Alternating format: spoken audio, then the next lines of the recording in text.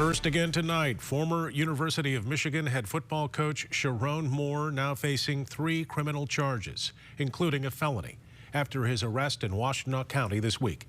Moore was arraigned in court today and recently posted bond. Tonight, News 8's Tessa Kresh breaks down what the charges mean and what led up to them. Tessa?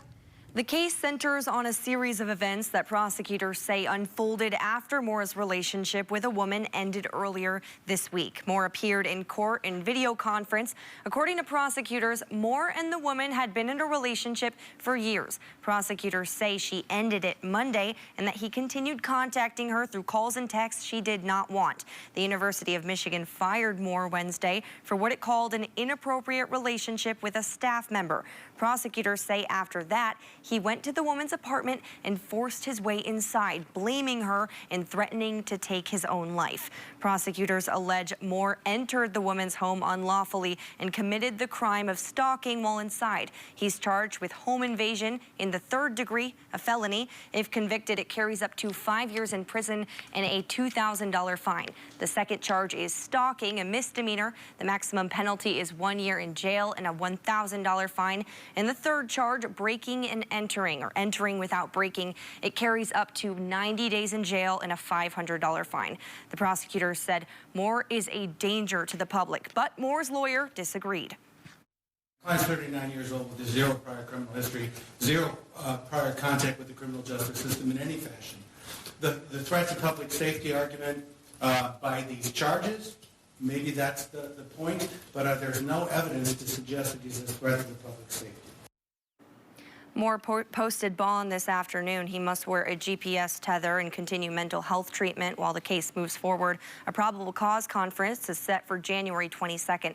And be sure to stick with us at 6. You'll hear from the university's president about Moore's actions. Tessa, thank you. Continuing our coverage tonight, the story is spotlighting topics around domestic violence and the complexities that it presents. News 8's Adriana Doria spoke with an expert about her reaction to this and its impact on a greater scale.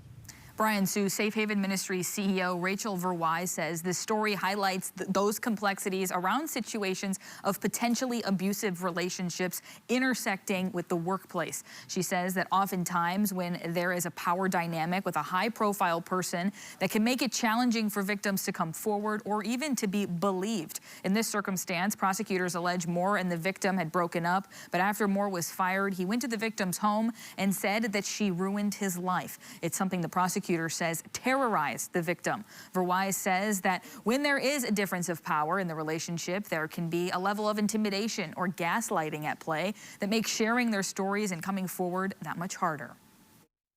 If you have someone who also has a lot of power in terms of their position in the community, that can be a source of intimidation.